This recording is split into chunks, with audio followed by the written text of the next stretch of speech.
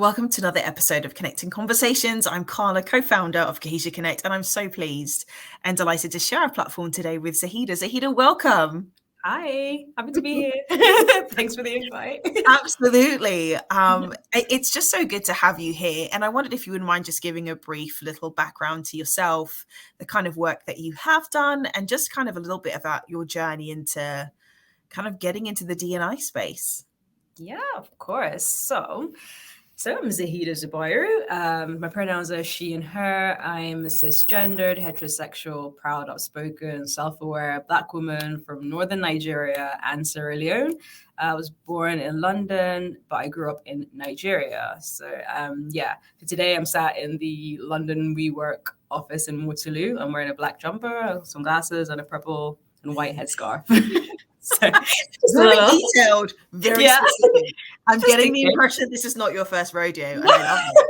It's not. It's just for people perhaps who are visually impaired, and then they can picture me as well. That's okay. Anytime. So I'm the finance co-pilot, it's called, at Nestle. Nestle is a Times top 50 employer for gender equity or gender equality in 2023. Actually, we just got that title.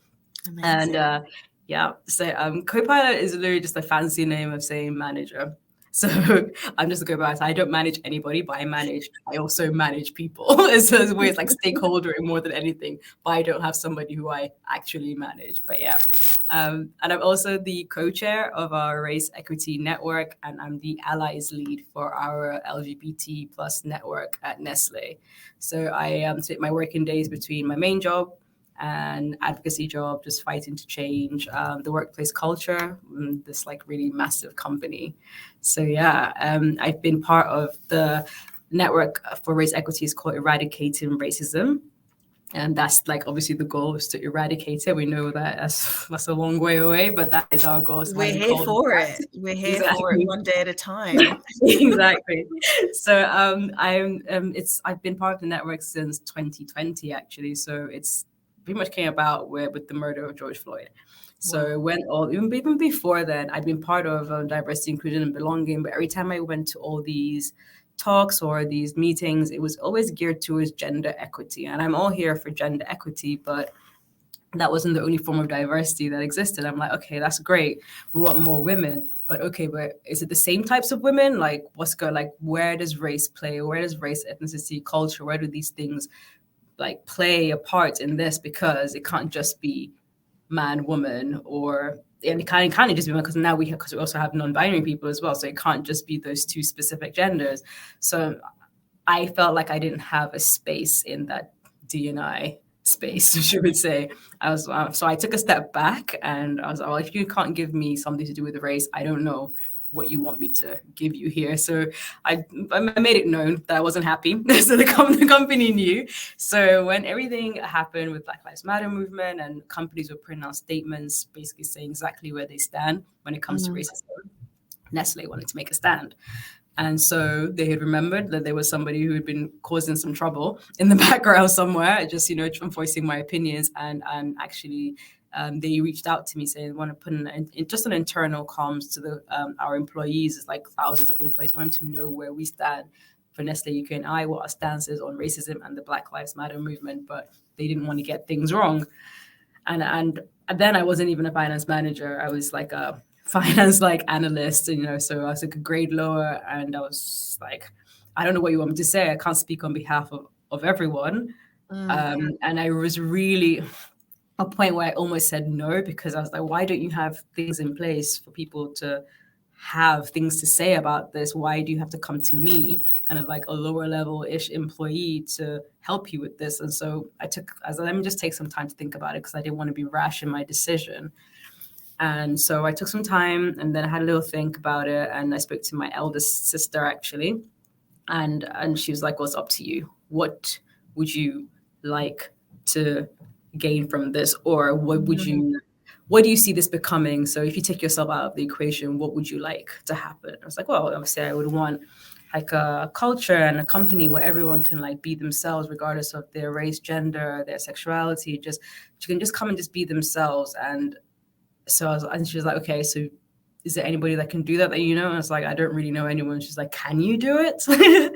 And I said, I can. She's like, it's not a matter. I was like, it's not a matter of ability. She's like, well, there you go. If you can do it, maybe it's something that you want to consider. So I was like, okay. Okay. So went away, and then I said, okay, I'll help. And I'm in all these meetings with all these senior leaders, and I'm there with actually somebody else who was in the company. This guy, his name is Ibi, and he was very calm while I was there, just sitting there frustrated while they were just wasting time, going, should we, shouldn't we? And I'm like, you know what, people, if you don't want to put a statement out, don't do it. I was like, if you want to put a statement out, do it. Because as I'm sitting here, I'm an employee, and I'm hearing you and ahhing about something that affects my life. So only put something out if you believe it to be true, because if you don't believe it, people are going to see right through it. So do with that as you will, basically.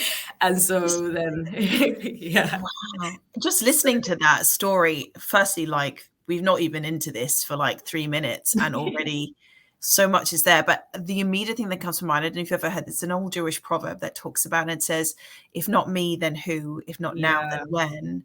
Yeah. And I just feel like literally that has been kind of like what you were catapulted into somehow. And how many times we hear, and we may be going a bit further ahead, but we can backtrack because we can do what we like. In terms of a lot of people speak about occupying such spaces of influence, like you've described, like, why are you plucking me out of what feels actually an unlikely space?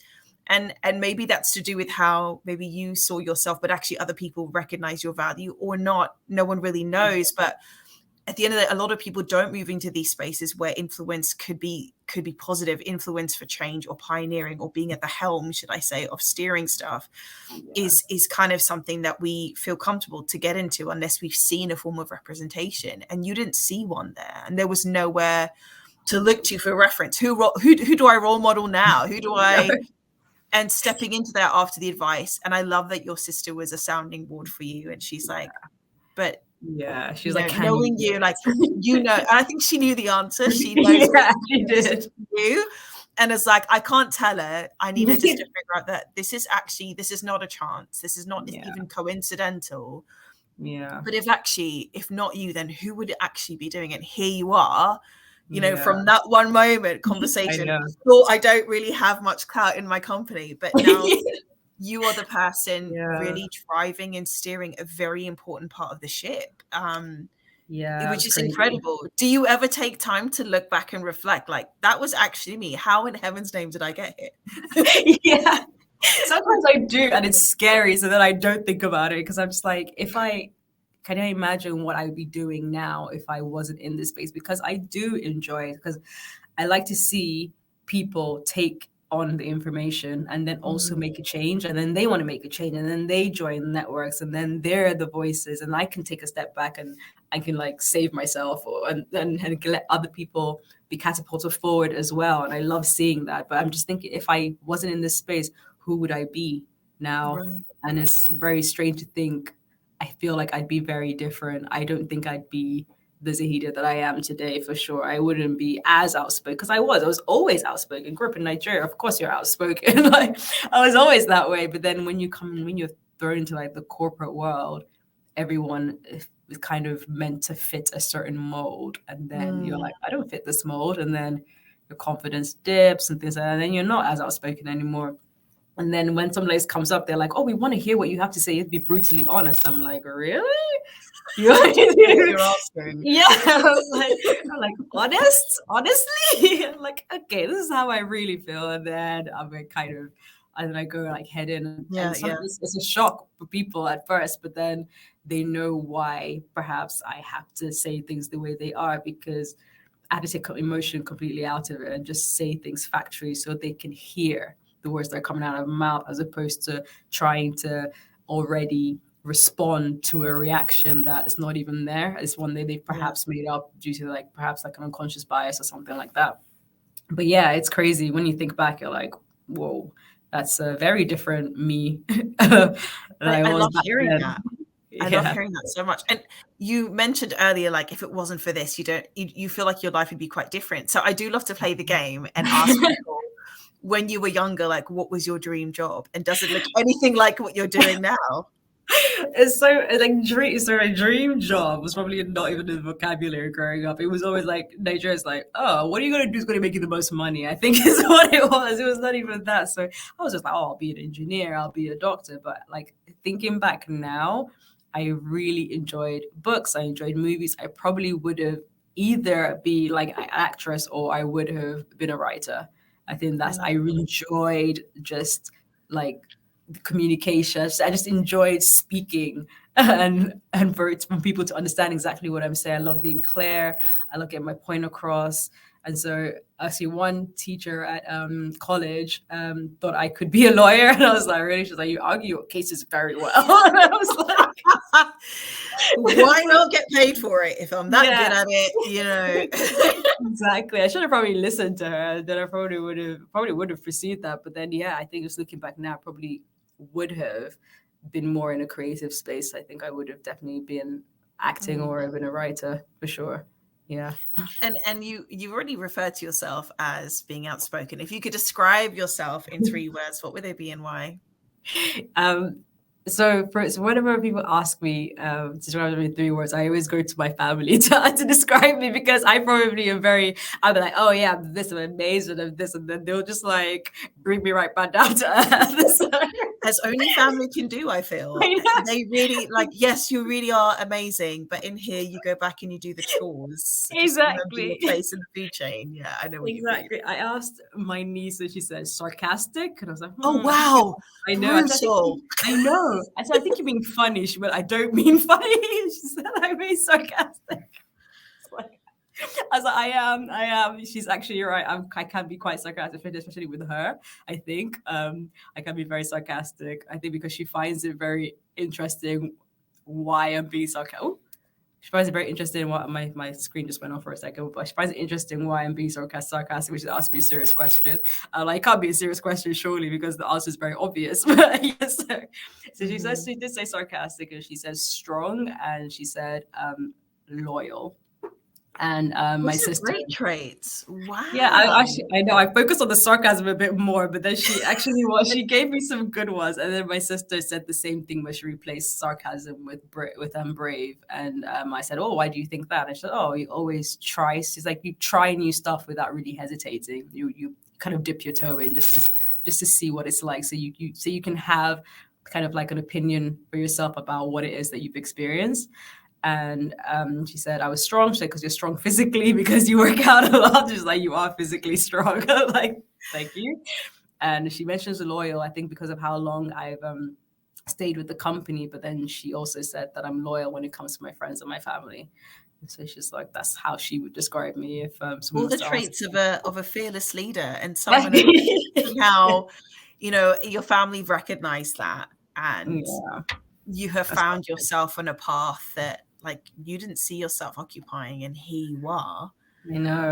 Is there anything particular that you would say, like, with what you've been able to achieve in taking hold of this type of platform and being someone who's at the forefront of implementing environment creation within corporate spaces?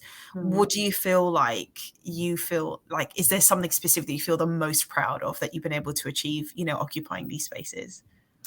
Yes, I think there's probably like a couple of things. Like the first thing is actually just the creation of the network, the Eradicating Racism Network. So I was one of the founders. So I'm not the only one. It's a group of people who helped, but just having that network there. And now, like I said, I've been able to take a step back because I'm a coacher. I don't have to do all the doing and all the panels and all the podcast. I don't have to like do those and kind of like expose myself as much anymore. I can now kind of just repair a little bit and let others kind of do what I've done, hopefully, and do what they've seen others do, which is quite nice to see. And the second one is that I was recently like named top 10 workplace hero by the Ethnicity Awards. So congratulations. That's massive. Thank you. So yeah, I was recognized actually. My name was thrown into the hat, and then I found out about it when I was on holiday last month, and so they're like, "Oh, you got to send a little bio." I was like, "I'm on holiday," and so my friend, who's actually like like an actual like DNI in the DNI team, she messaged us, said, "Don't worry, I'll send one of the bios that you would have done for another thing," and so she sent it through. And then they had like people look at it, and then I got an email early this month saying you made it to the top 10 list, and recognize you as someone who's proactive in this space, especially when it comes to ethnically diverse people. So I was like, whoa, that's strange. It's strange a little bit, because when you do stuff like this, you're not doing it for recognition, obviously you're doing it to help people, but then to be recognized, it's like a weird little, I don't know, it's like a juxtaposed feeling. I don't know how to feel about it. I don't know what you mean by that. Just like, should this be something that I get awarded for when this is actually about people's real lives? And but in the same breath, I think these things are important, and recognition of work is important, particularly because it means what you're doing is visible and it's working. And if it's not working, then that means people's lives aren't being impacted in the way that kind of you'd hoped for. Do you know what I mean? But I know what you're saying. Like, is there something I should be awarded for when actually this is a moral responsibility for most people, actually. Exactly. In whichever way, like we all have our part to play. It's not just because I may occupy, ethnic origin or identities does not mean that I therefore am not a spokesperson for somebody else that is on the side of marginalization or oppression or lacking fair or equity or equal kind of rights in a space that they should have. We all have our part to play. So, but to see that work is, there are some that are doing different elements, and the work that you do is create the platform for everyone else to do that does need to be recognized, because if people like yourself weren't creating those platforms or the network like you've described, then others are not being released to actually do the bit that they're supposed to be doing. So it's great that you're being acknowledged for that. That's really exciting. What have you found have been like, it was one thing there was no one else doing what you did to follow an example. It was another thing to like, okay, I'm outspoken, how do I find a way to address these issues? And I imagine, like, particularly with the issues of race equity that you mentioned before and the other elements, but let's go back to the race issue, if you're okay with that right now. Is just like, you mentioned when you're delivering or speaking about these very, very, very sensitive issues, that you've had to remove a sense of emotion when you're addressing factual things. Now, firstly, I feel that is an amazing trait. It's a gift. I imagine that probably has taken lots of practice, and it should never be taken lightly, because as a person who is from an ethnic background, you mentioned you occupy quite a different space. It's not just, are you a Black woman and you're powerful and you're wonderful and beautiful? That's one thing. You're also a migrant who has come from another country, but you've been raised and integrated in a system that is also your home here.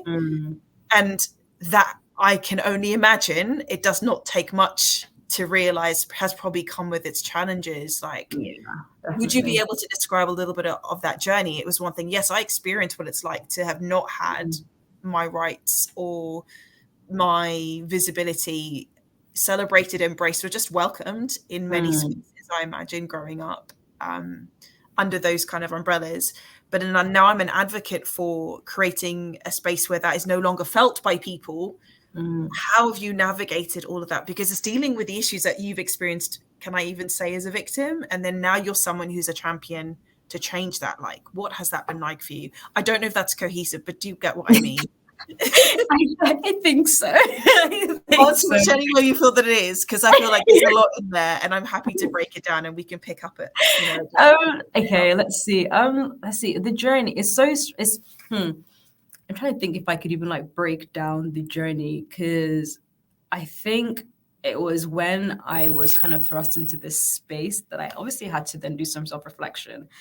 And then you start to realize that things, unfortunately, when you obviously think about times when perhaps you have been, when someone's like been prejudiced against you, or kind of not understood really where you're from, and try to compare you with other people, and you're like, why would they do that? And why would they not understand where I'm coming from? And you kind of just shove it away a little bit. You're like, okay, I just need to like move on with my life. But I think it was during COVID, when you're given the space to kind of think about all these things that happened back then, and you're like, oh, actually, those things were a little bit ugly. Like, they weren't very nice. So, for example, like if I was in a meeting, I have a very expressive face, and I don't know if that has anything to do with my race or my upbringing or anything like that. It's just very expressive. So you might be speaking to me, and I'm digesting the information, and my face is just doing things because I'm thinking. I'm like, I'm thinking, what do I want to say? And then you kind of just, but then unfortunately, when somebody sees that, for some reason, they perceive it negatively and they think that you don't like what they're saying because perhaps you're not nodding and you're not smiling, but you're actually just you're just concentrating. And then so I think it was like once, I think it was in a meeting, I think maybe that happened a few times, and one of my managers back then, I don't have that manager anymore, I'd be happy to say, she kind of like pulled me out of the meeting, or after the meeting, she said, just sometimes I just want to watch your face. And I was like, I don't know what you mean. And she's like, it just like, might just want to watch how it comes across because people might think it's like negative. And, and I didn't understand where she was coming from with that. And like, it's just one of these things that you just kind of like brush aside. And then I started to realize that I wasn't making facial expressions anymore. I think I was quite conscious of it. So I was kind of chipping away like little parts of myself so I could kind of like fit in. When people like shine a light on something that perhaps is different, you don't want people to shine a light on that, because unfortunately when they do, they look at that as something that's not good or something that's negative. So you chip away at that part of you. You're like, okay, so that part, I'll stop doing that so I can like fit into this little box, and then everyone will be okay. And then it's another thing. And then it's another thing. And then you're just like, and then before you know it, you're like a shell of yourself. And you don't even realize that that's who you've become until like much later, when you're like, wow, okay, I had a voice. It was kind of taken away from me. I didn't realize that it was. And then when someone says, oh, you can actually use your voice, it's like a really strange feeling to be allowed to use your voice again. So I don't know if that kind of answered your question at all. It absolutely does. That yeah. complexity of like, and this is what I was talking about, the journey. So thank you so much for sharing that, because that's exactly what I felt like, the way that you described even the process of getting to where you are and the platforms that you're occupying now.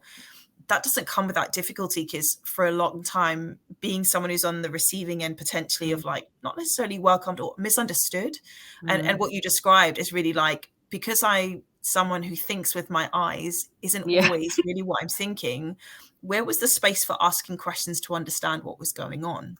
That assumption, or it may be because it doesn't fit, it may be a cultural acceptance, like what it is actually a job now that we do need to figure out more, rather than just take things at face value. And then to talk about, after a while, to ensure that I'm not offending anybody else because I'm already different. And that process gradually chips away of like, you become almost, I think my mother calls it chameleonize, that you find a way to blend into your environment because you already know that you're different, and you want to mitigate as many things that might create an obstacle for other people to understand you or to feel comfortable to work with you or engage with you. You spend a lot of time doing that.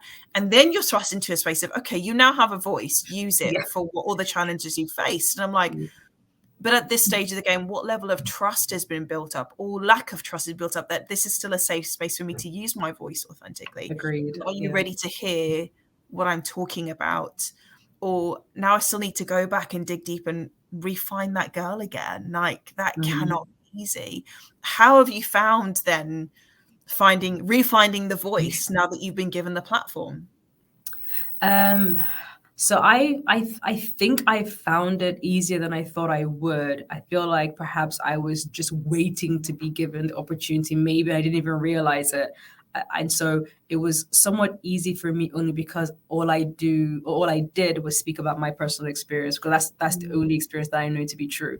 So it was easy for me to talk about my personal experience and kind of just say, well, this is how I felt about it at the time, and this is how I feel about it now. And I think it's because I've had time to process all of these emotions. I go through meditation or just speaking with family, even therapy, where you just kind of just realize the person that you are and then be comfortable with who you are.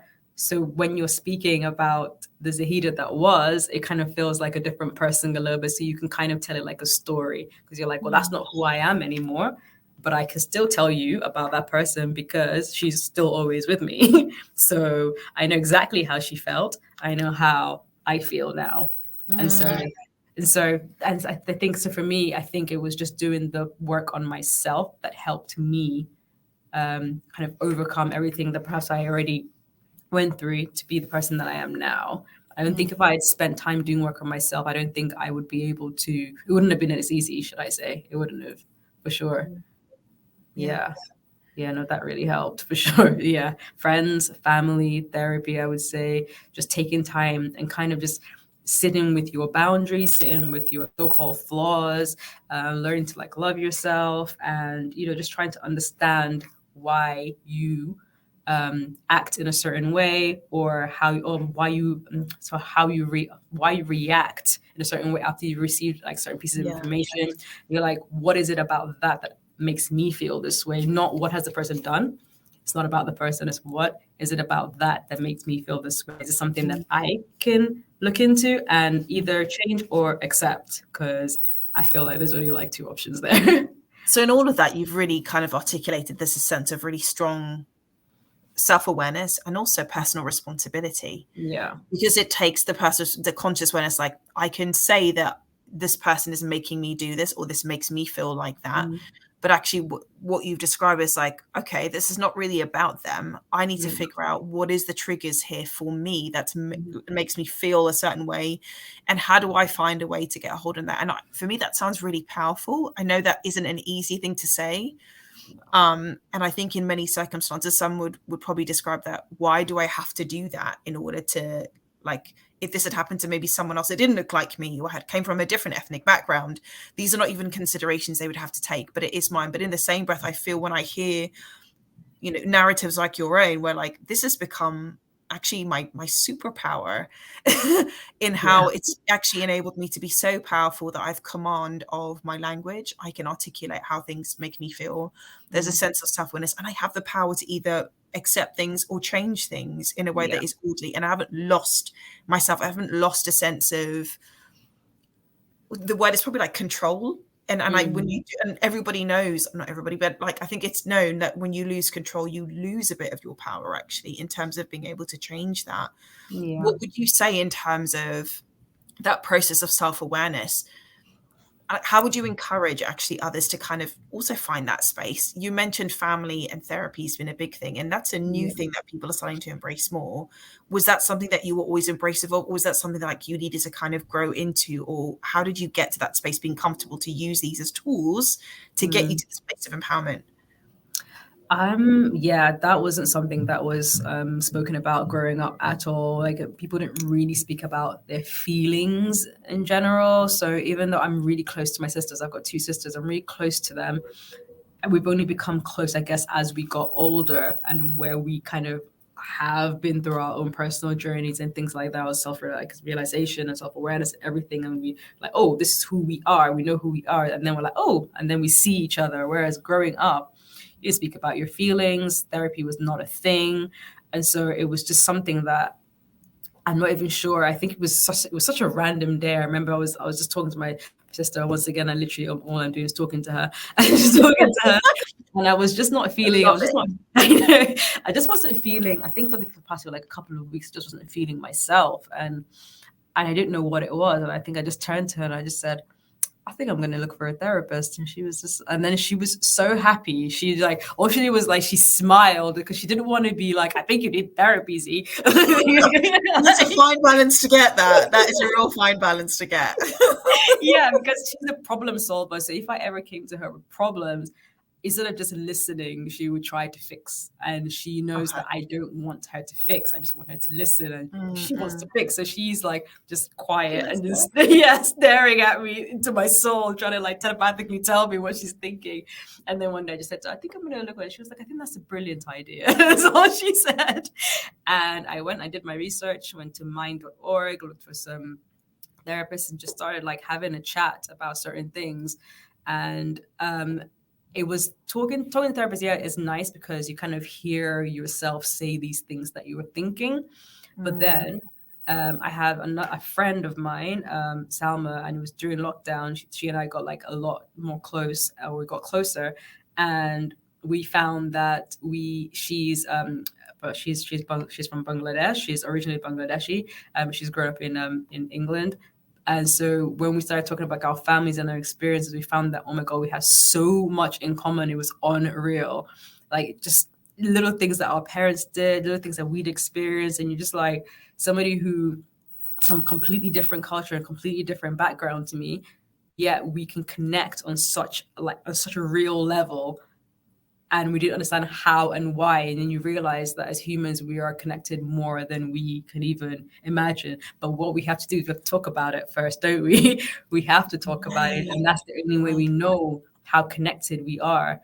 And we have to give each other space to make errors and learn from each other and things like that. And, just be patient with each other, patient with ourselves.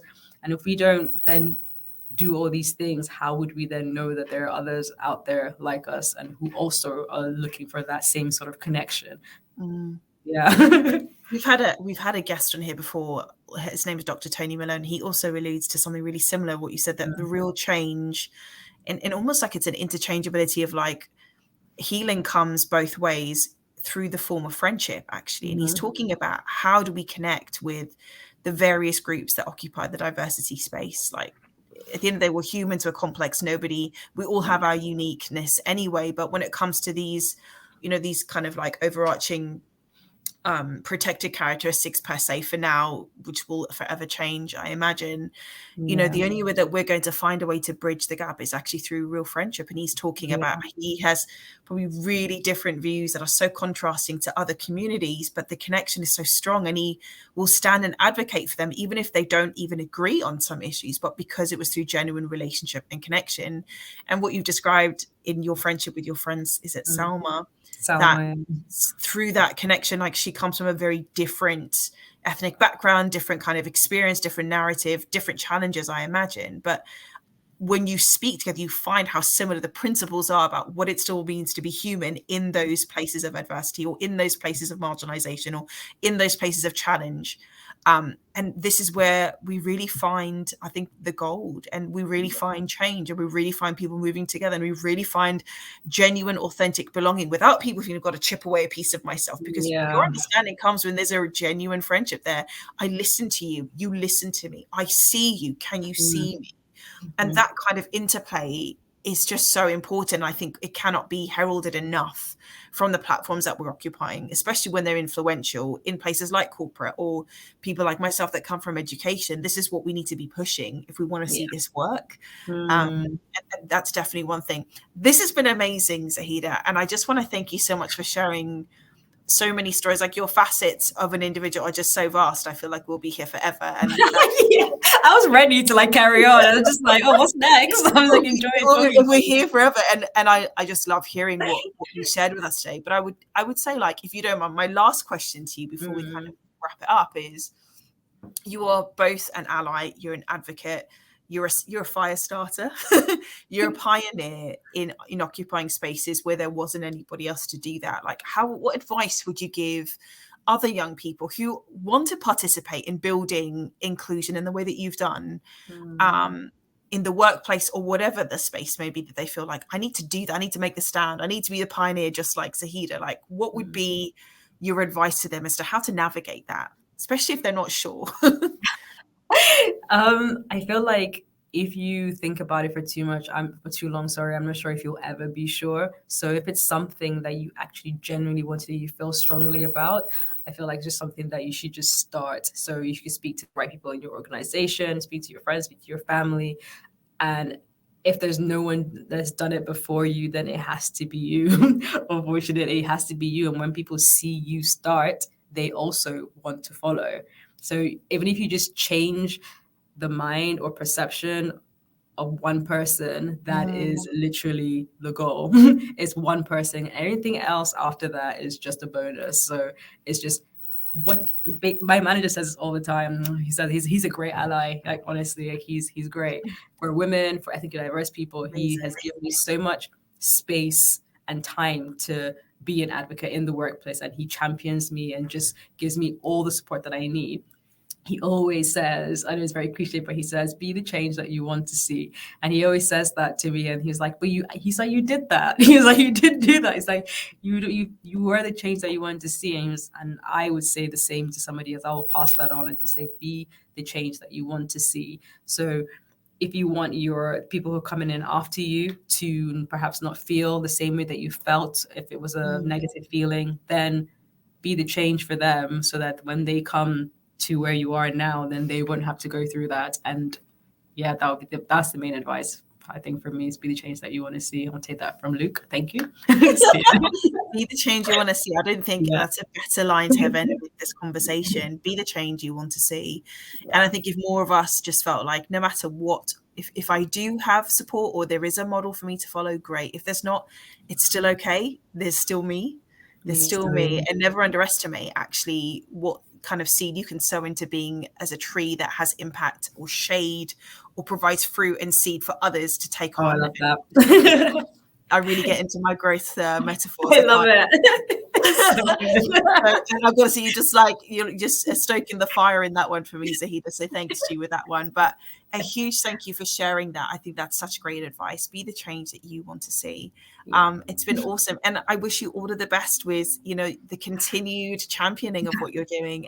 I'm excited to see what other platforms kind of just increase from the influence that you've been doing so far. So thank you so much for being with us. Thank you. And you as well. I'm waiting to see what comes next for you as well. So thank you. I'm waiting with bated breath myself.